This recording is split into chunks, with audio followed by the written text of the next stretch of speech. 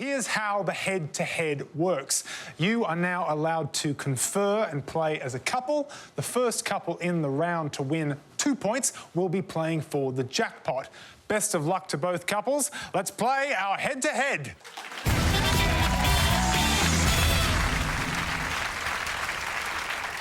Here is your first question, and it concerns sights of Paris. Andrew. Yep, we're going to show you 5 pictures of famous locations in Paris. All you need to do is identify them, remembering to go for the most obscure. And here are our 5 pictures. A, B, C, D, and E. Now, Ria and Chris, you had our lowest score in the last round, so you get to go first. Do any of these jump out at you? I definitely know B and C. I could probably hazard a guess at D. What do you reckon out of C and D? Which one do you reckon's lower? Let's say D. D, yeah. I think we might go for D as Roland Garros. OK, Ria and Chris are saying that D is Roland Garros. Now, Sarah and Robert, do you want to talk us through the rest of the board? What else do you recognise? Dad? Well, I only know B and C, which is the Eiffel Tower and the Louvre. You ever see? Go with C. C, the Louvre. C, the Louvre. All right, so Ria and Chris have gone with Roland Garros for D. Let's start with that. Let's find out if that is Roland Garros. It is. How many of our 100 people said Roland Garros? This looks to be a low scorer. A very low scorer. Nice. 18. Well done, Ria and Chris. Sarah and Robert, you want to score 17 points or fewer to get this point. You have gone with C, the Louvre. Let's see if that is correct. And how many people said it? It's correct. Is it going to be fewer than 18? Ooh, we're getting down. We are, ooh, 36. Well done, Ria and Chris. You get that first point. Yeah, great start to the head-to-head there. Well played. Roland Garros, home of the French Open, and the Louvre, home of art. France is like your second home. I'm going to let you help me through this, isn't it? You're fluent in French? Said too much. We nailed it. So A is Sacré-Cœur. Sacré-Cœur. That Yeah. would have scored you 7 points if you said that. Rightly pointed out that B was the Eiffel Tower. Disappointing if you wouldn't have got that one, like 90 of our top 100. And E is the one that everyone should have gotten, which is Jardin de Luxembourg in Australian. And congratulations to anyone that said that at home. That is officially our very first pointless answer, so well done. The Beach Boys. Andrew.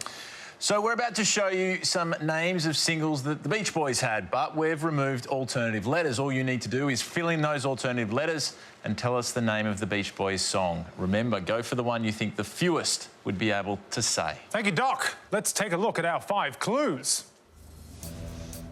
CLFRIGRS,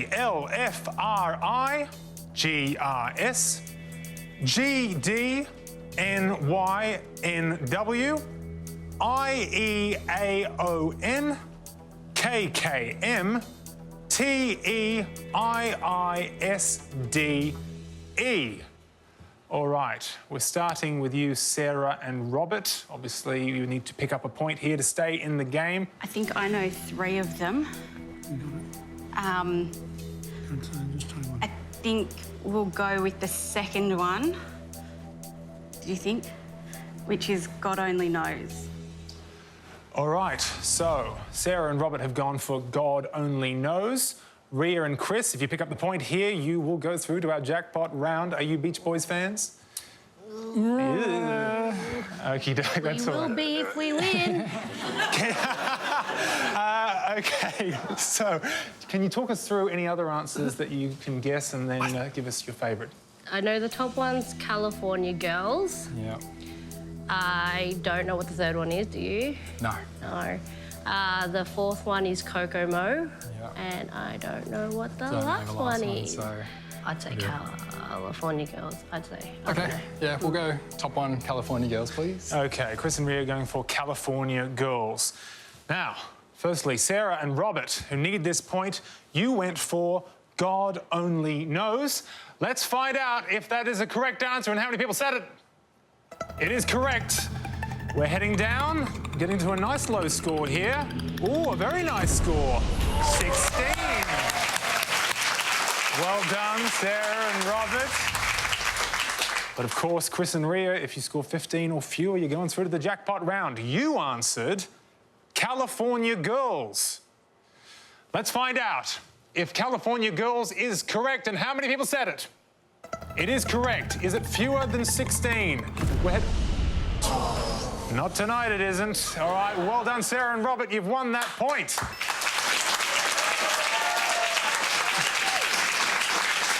Yes, well done, Sarah and Robert, evening things up there. Moving down, you rightly pointed out that number 4 was, in fact, Kokomo. We can all sing along to that one. That would have scored you 37 points. Above that, I Get Around. Would have scored you 3 points if you said that. But the best song on the board was Then I Kissed Her, and if you said that at home, that would have scored you 1 point. So, both couples have scored a point, which means we go to a third question. And our third question tonight concerns Aussie cuisine. Is there such a thing? Andrew?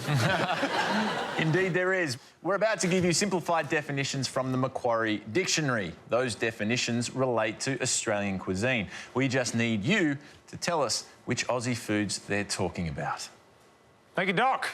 And here are our 5 definitions.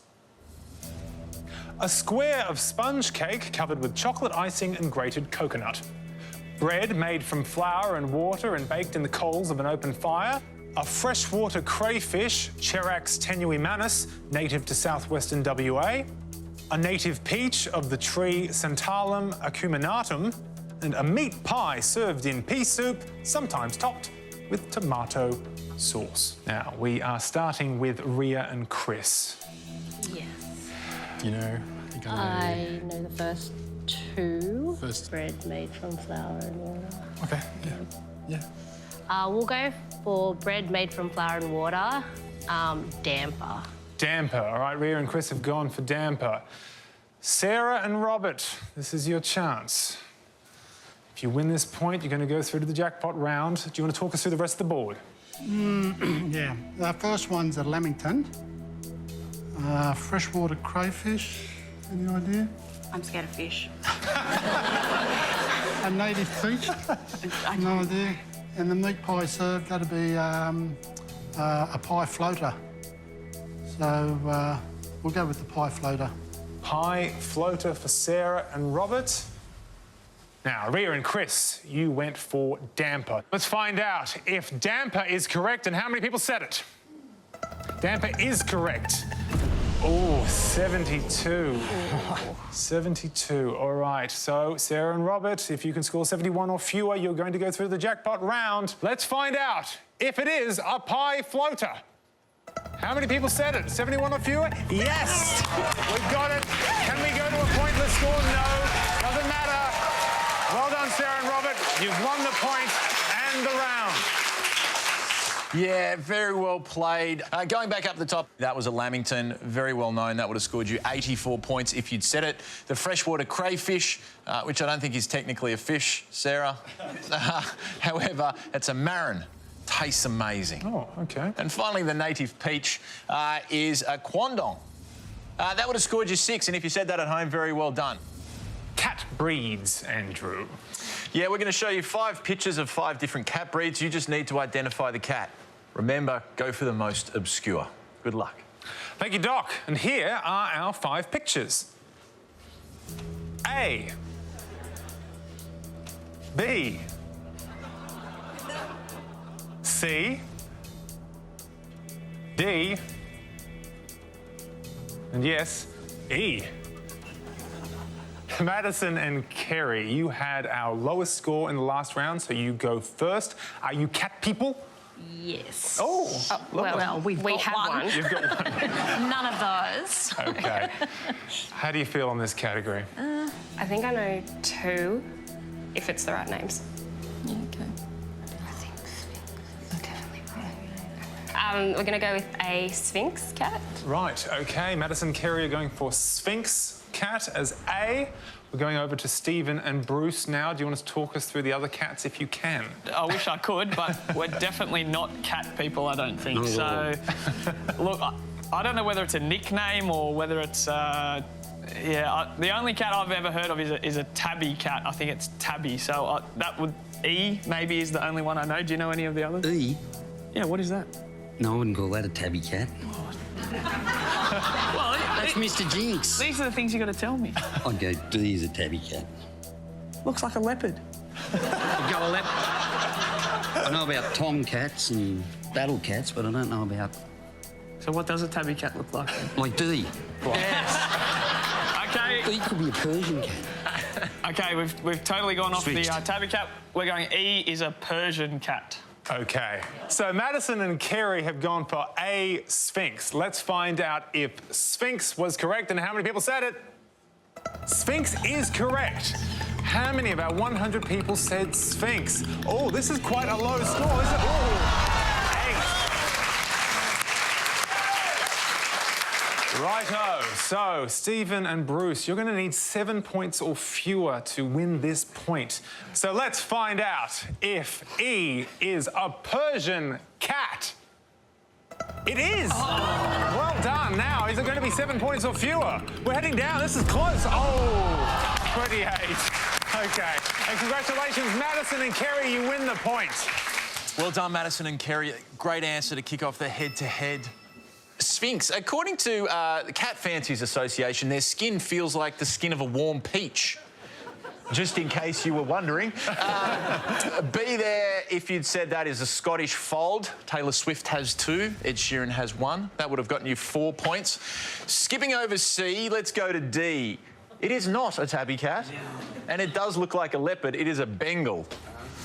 And if you'd said that, it was 14. But the best answer on the board was C, and that is an Abyssinian.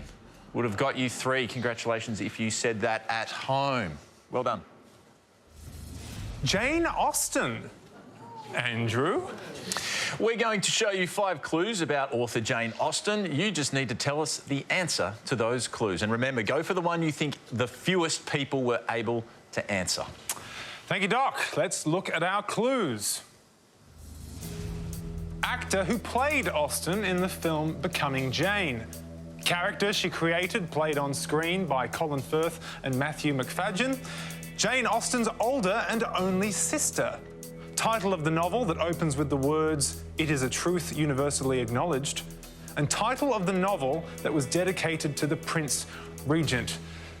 Stephen and Bruce, I can see you're jumping out of your skins to talk Jane Austen. How is this category for you guys? It's on par with cats at the moment. So. Pretty sure there's no actors called tabbies, so we're in a bit of trouble. Is that right, Bridges? That's the only one I know. And the only one I think I know would be the first one. Have a crack, we've got nothing to lose. All right, we'll have a crack. I'm going to go with the actor who played Austen in the film Becoming Jane, and I'm going to have a stab at Betty Davis. Betty Davis. You guys are a good show. Okay. All right. So we're putting Betty Davis for Stephen and Bruce. Madison and Kerry, obviously, if you win this point, you will go through to the jackpot round. Can you talk us through the rest of the board?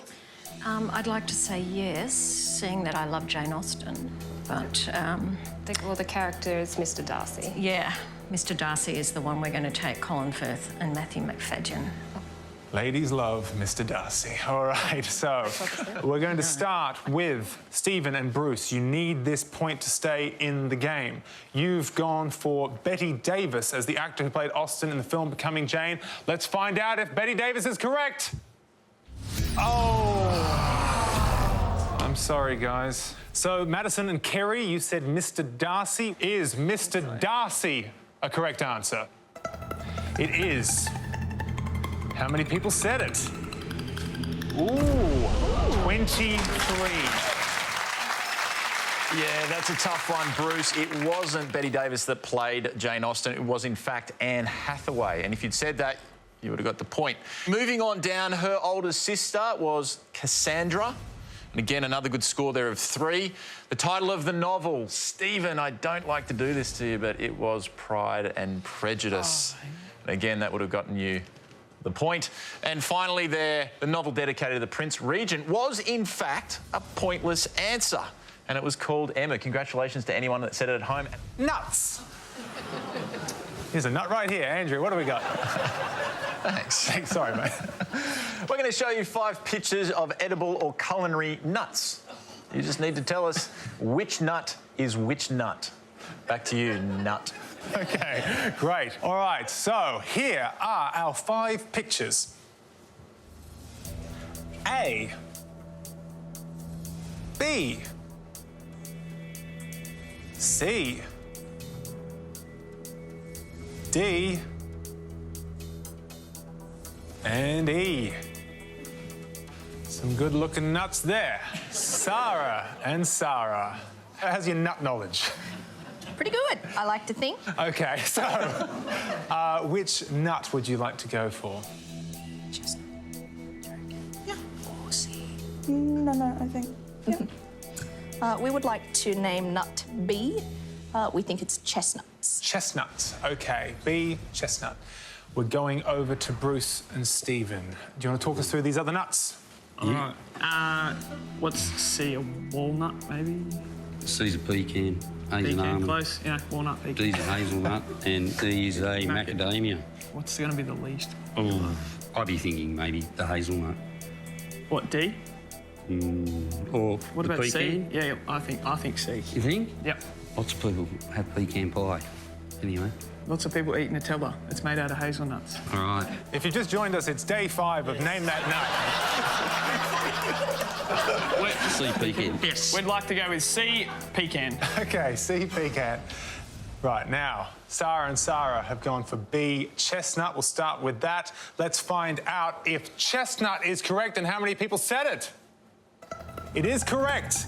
And we want a low score here. How low can we get? Oh, we're getting very low. Ooh, 18. So, Stephen and Bruce, you need 17 points or fewer to score the point here. So, let's find out if pecan is correct and if 17 people or fewer said it. It is correct. Oh, we're getting down. This is going to be close. Well done, Sarah and Sarah. You win the point. All right, guys, great start to the head-to-head. Let's talk nuts and run through the rest of this board. You rightly pointed out there that A is indeed an almond, and if you'd said that, that would have given you 81 points. Chestnut there, well pointed out by Sarah and Sarah. The pecan at 45. D is the hazelnut, and if you'd said hazelnut, we would have scored you 37 points. Well done. And finally there on the end, my favourite of all nuts, the macadamia nut. Australian native, and that would have scored you 61 points. Love a macadamia nut. Alfred Hitchcock. Andrew. We're going to give you 5 clues to films directed by Alfred Hitchcock. All you need to do is tell us the film that we're talking about. But remember, go for the one that the least people will know. Thank you, Doc. Let's look at our clues. 1960 film's plot features a disturbed man who dresses as his mother. Hitchcock's final film. In this film, James Stewart's character suffers from a fear of heights.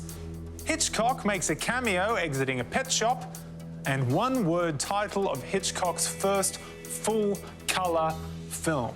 We are starting with Stephen and Bruce. We're going to call on the age factor here, I think, and hopefully Dad can bring us through. So. Wow, okay. All right. But you go for the most. You go for the rarest one then. all right, I'm going to go Hitchcock makes a cameo exiting a pet shop in Birds. Okay. Over to you, Sarah and Sarah. Do you want to talk us through the rest of it? Well, I know the big scorer's Got Psycho dressing is as the his first mother. one, and the third one will be Vertigo. Vertigo, yeah. We'll go Yeah. for the fear of heights and Vertigo. All right, so Stephen and Bruce, you need this point to stay in the game. Let's see if Birds is correct. And how many people said it? It's correct. Yes. We're going down. Damn. How many people? This is getting quite low. This is getting very low. 13. Wow. All right, so Sarah and Sarah, you said in this film, James Stewart's character suffers from a fear of heights. You've gone for Vertigo. Let's find out if Vertigo is correct and how many people said it. Vertigo is correct. Is it going to be fewer than 13? Can we get... Oh, no. Bruce and Stephen, congratulations, you picked up the point.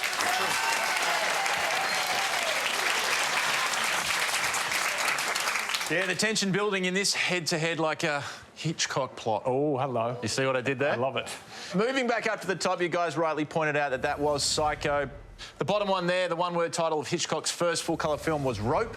If you said that, great answer, that would have given you one. But the best answer on the board was Hitchcock's final film, which was, Mark? Family Plot. Correct. If you said Family Plot at home, it was a pointless answer. All right, so with 2 questions down, our couples are tied on 1 point each. Let's go to a decider question. And our third question tonight concerns astronomy. Andrew. Yeah, we're going to show you 5 common terms used in astronomy. The trick is we've removed every second letter. You need to fill in the gaps and tell us the terms that we are talking about. Good luck. Let's take a look at our 5 clues. B-A-K, H-L, C-M-T, C-N-T-L-A-I-N, M-T-O-I-E, W-I-E-D-A-F. Starting with Sarah and Sarah. Okay, so I know all of them except one. I know the middle. No, that's the one I don't know. I think the last one, yeah. Okay, so we're going to go for the last one, which is White Dwarf. White Dwarf for Sarah and Sarah. Stephen and Bruce, it's come down to this. Can you identify any others before you give us your answer? I think the first one might be Black Hole. Second one, Comet. I know the fourth one is probably Meteorite. Do you know the third one? No, I can't work that one out. Oh. What do you reckon? I think it's Constellation. Yep, great answer. We'll go with the middle answer as Constellation. All right, so it has all come down to this. Whoever wins this point will go through to the jackpot round and play for $6,000. We're going to start with Sarah and Sarah. Your answer was White Dwarf. Let's find out if White Dwarf was correct and how many people said it. It is correct. Is it going to be a low scorer? It's getting down. It's 33. It's 33. There is room here for Stephen and Bruce to take the point. All right, to go into the final round, let's find out, is Constellation correct? And did 32 people or fewer say it?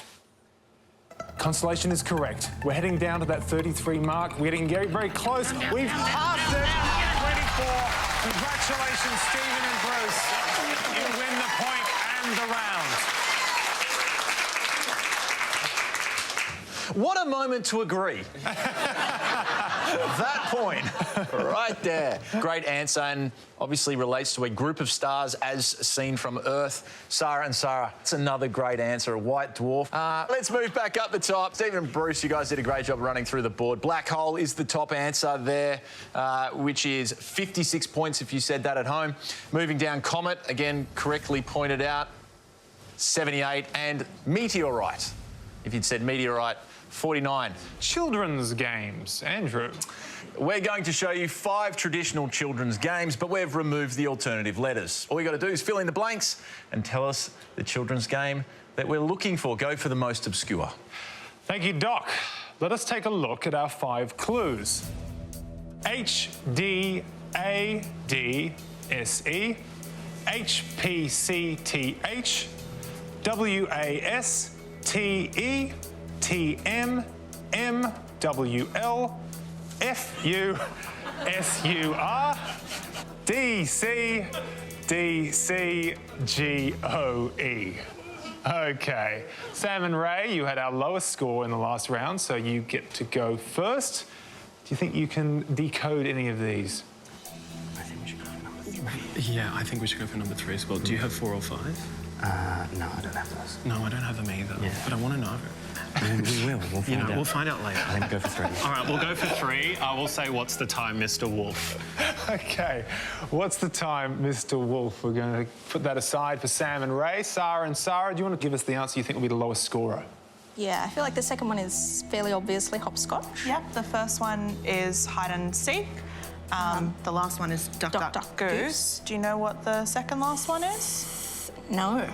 I guess the last one? Yeah, I'm thinking, yeah, let's go with We'll go duck, with duck, goose. All right, we're going to start with Sam and Ray. They went for What's the Time, Mr. Wolf? Let's find out if that is correct and how many people said it. What's the Time, Mr. Wolf is correct. Now, is this going to be a low scorer? And just how low? 32. 32. Not bad, but there is room for Sarah and Sarah to take the point. Now, your answer was duck, duck, goose. Let's find out if duck, duck, goose is correct and whether you scored 31 or fewer. Duck, duck, goose is correct. We're heading towards that 32 mark. We're getting very close. We have, yes, 29. Congratulations, Sarah and Sarah. You win the point. What a great start to the head-to-head. Only 3 points in it. Well played, guys. Couple of great games that you picked out there. Duck, duck, goose, 29 points. What's the time, Mr. Wolf? Heading back up to the top with the remaining ones. The first one there, rightly pointed out as hide and seek. Would have given you 28 points there. Hopscotch there at number 2, rightly pointed out, would have given you 71, the most well-known up there. And the one that we all wanted to get, the best answer on the board, was Foursquare. TV weddings. We're going to show you 5 clues about famous TV weddings. All you need to do is tell us the TV show in which they occurred. To make it easier, we will give you the year that the TV wedding occurred. Who doesn't love a wedding? Thank you, Doc. Here are our clues.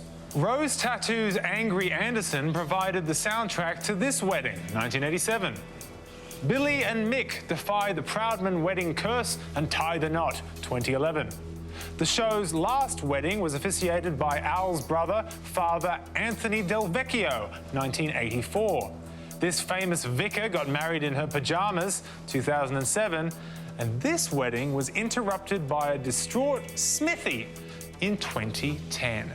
We are going to start with Sarah and Sarah. I know the second I know the second last. Yeah, you want to give that one a go? We think the second last is the Vicar of Dibley. The Vicar of Dibley we're going with for Sarah and Sarah. Now, Sam and Ray, you need this point to stay in the game. Are you able to talk us through the board? I think the first one, based on the time, is Neighbours. 2 and 3, not sure about. I think we should go with the last one. I think we should go with the last one. Yeah, so last one, we're going to say Gavin and Stacey, distraught Smithy, hoping that's James Corden. OK. Gavin and Stacey you've gone with there. Now, Sarah and Sarah, we're going with your answer first. Of course, if you win this point, you will go through to the jackpot round. You went with this famous vicar got married in her pajamas. You said the Vicar of Dibley. Let's find out if that is correct and how many people said it.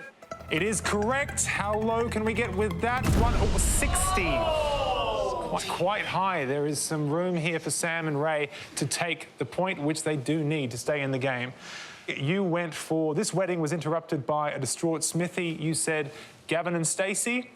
Let's find out if Gavin and Stacey was correct and if you scored 59 points or fewer. It's correct. Can we go below that 60 mark? We have a tie game. How low can we go, though? Oh! Sam and Ray, you have won the point. Yes. Yeah, spot on. James Corden, Smithy there, 3 points. The best score on the board. Sarah and Sarah, you did very well. I mean, the wonderful Dawn French. Clearly, too many people know her in the Vicar of Dibley. Running through the rest of the board there, the top one there, and it is Neighbours. Billy and Mick, the Proudman wedding. Offspring? It is Offspring. On 10. And the last one is Happy Days. That's right, and that would have scored you 15 points. Offspring is actually my only ever acting appearance, ever. Tell us more. No, I don't have to. Come on. All right. So Nina has a sex dream. Who does she dream of? It's Dr. Andrew Rochford. Yeah. All right. Hi, Asher. There you go. After 2 questions, our couples are even on 1 point each, which means we need to go to a third question to determine who makes it to the final. And our third question tonight concerns buildings in progress. We're about to show you some images of buildings or structures while they are under construction. All you need to do is identify the building in the image, remembering to go for the most obscure. Good luck. And here are our 5 pictures. A, B, C, D, and E. We're going back to Sam and Ray. I actually am pretty sure I know A. Well, go for it, Ray. Okay. I'm stumped. I'm taking a stab at this one, but I think it's the Petronas Towers in Kuala Lumpur. The Petronas Towers in Kuala Lumpur. All right, for Sarah and Sarah, you need this point to go through to the final. Is B, do you reckon that's, I think it might be. Like the glass pyramid in front of the Louvre. You reckon? Maybe. E looks like a war memorial of some kind.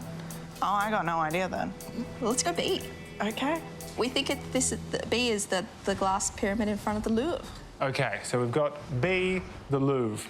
Now, we're starting with Sam and Ray's answer, which was the Petronas Towers in Kuala Lumpur. It all comes down to this. Let's find out if that answer was correct and how many people said it. It is correct. How low can we get on this one? We're heading, well, could it be a pointless, could it be? Sarah and Sarah, you need to score 7 points or fewer to stay in the game and go through to the final.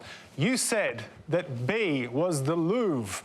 Let's find out if that was correct and how many people said it. No! No! Which means Sam and Ray win the point. Congratulations, guys. Yeah, tough head-to-head, Sarah and Sarah. I mean, that, in fact, in B is not the Louvre. It is... Is that the Opera House? It is the Sydney Opera House.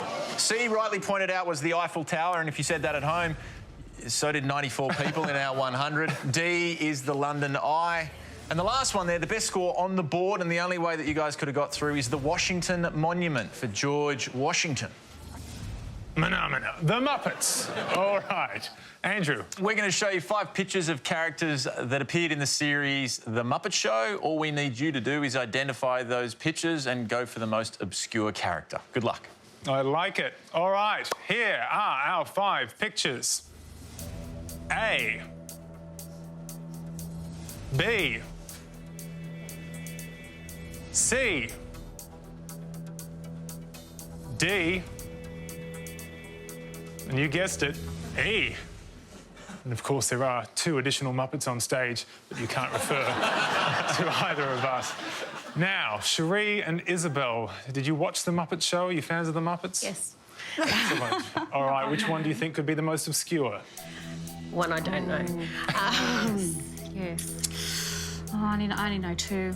I only know 2. I know 3. Yeah. We're going to go with B, which is Beaker. B, Beaker. OK, we're going to set that aside for Cherie and Isabel. Alan and Toby, Muppet fans? Yeah.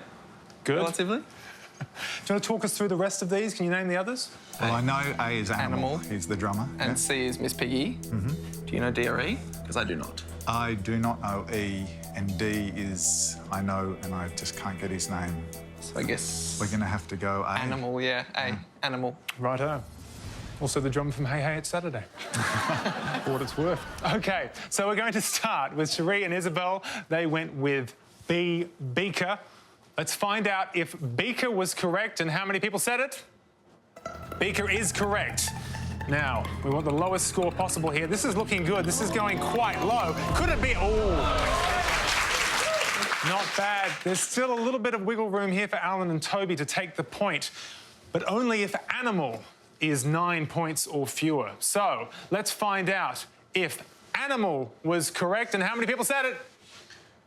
Animal is correct. We want to get to 9 or fewer. We're getting close. This is close. Oh, 26. Congratulations, Cherie and Isabel. You have scored the first point. Well played, guys. Great start to the head-to-head. Just looking at those that were left up there, C, rightly identified as Miss Piggy, and if you'd said that, that would have given you 86. No surprise there. Pretty easy to identify. D is the piano-playing dog, Rolf. That would have scored you 5 points. But the big one on the board was Sweetums, and if you'd said that, that would indeed have been a pointless answer. So well done, everyone at home, if you'd picked Sweetums. Pantry staples. Oh. Andrew? We're going to show you 5 anagrams which, when solved, will reveal the names of common food items found in a kitchen pantry. All you need to do is unscramble those anagrams and tell us the food item. The number of words in the clue doesn't necessarily equal the number of words in the answer. Good luck. Thank you, Doc. And here are our 5 culinary clues. Bad king power. Pain or fall. Hectic knocks. Dumber crabs. In grave. We are starting with Alan and Toby. Which one can you decode and could be the lowest scorer? There's only 5, so if you know the top 3. I know the top 2 and the bottom one. I know the top 2. It's up to you. Yeah, we're going to go vinegar, the last one. OK, Alan and Toby have gone for vinegar as in grave, and you need this point to stay in the game. Cherie and Isabel, however, if you get this point, you're going through to our jackpot round. So, can you talk us through, are there any other ones that you've been able to decode? OK, first one's baking powder. Uh-huh. Yeah. The fourth one is breadcrumbs. Fourth one is breadcrumbs. I think breadcrumbs will be the lower I think of the 2. breadcrumbs will be the one to go for, Mark. All right, Alan and Toby, we're going to start with you. So, you have gone for vinegar as the final answer there. Let's find out if vinegar was correct and how many people said it. Vinegar is correct. Now, we want the lowest score possible, of course, and we are getting down there. This is interesting. How low is this? Ooh, 12. Good score, guys. Isabel and Cherie, are you able to take the point with your answer of breadcrumbs? Let's find out. So let's see if breadcrumbs was correct and how many people said it. Breadcrumbs is correct. Now, if you get 11 or fewer, you're going through to the jackpot. No! We have a tie game! Congratulations, Alan and Toby. Well played, guys. Good head-to-head so far. Anagrams can be tough, but you did very well. Isabel, you also rightly pointed out that baking powder was indeed the first one there, but that wouldn't have helped you either. That would have scored you 63 points. Number 2 there was... Plain flour? Plain flour, 16 points. But the one that we were all going for on the board that you wanted to get would have been chicken stock. No. Congratulations. If you said that at home, you officially have bragging rights. All right. Now, at the end of 2 questions, each of our teams has scored a point, so we will go to a decider question. And our decider question concerns magicians.